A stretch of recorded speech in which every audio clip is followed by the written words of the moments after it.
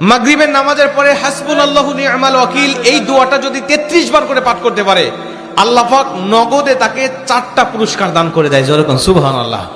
এবং এই পুরস্কারগুলো আপনি নিজের চোখে দেখতে পারবেন যে হাসবুনাল্লাহু নি'মাল ওয়াকিল এই দোয়াটা পাঠ করার কারণে আল্লাহ পাক আপনাকে কি কি বেনিফিট দান করেছে।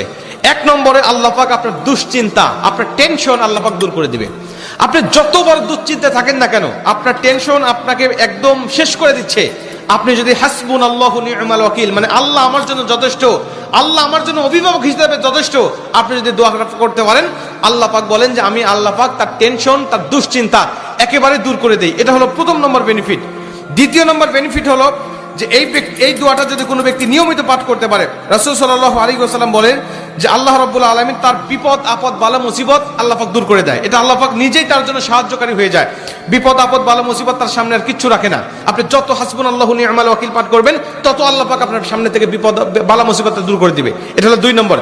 3 নম্বরে নবীজি সাল্লাল্লাহু আলাইহি ওয়াসাল্লাম বলেন যে ব্যক্তি হাসবুনাল্লাহু নি'মাল ওয়াকিল বেশি বেশি পাঠ করবে, আল্লাহ রাব্বুল আলামিন সে যদি কারোর দ্বারা জুলুম শিকার হয়ে থাকে, সে মাজলুম, তার উপরে কেউ জুলুম করেছে, তার উপরে কেউ কষ্ট দিয়েছে, তাকে এই কষ্টটা সে পেয়ে আল্লাহ পাকের কাছে হাসবুনাল্লাহু নি'মাল ওয়াকিল পাঠ করেছে, আল্লাহ পাক বলেন নিজেই আমি ওই মাজলুমের পক্ষে হয়ে যাই, জালেমের বিপক্ষে আমি আল্লাহ নিজের অবস্থানটা দাঁড় করা দেই। যেরকম সুবহানাল্লাহ।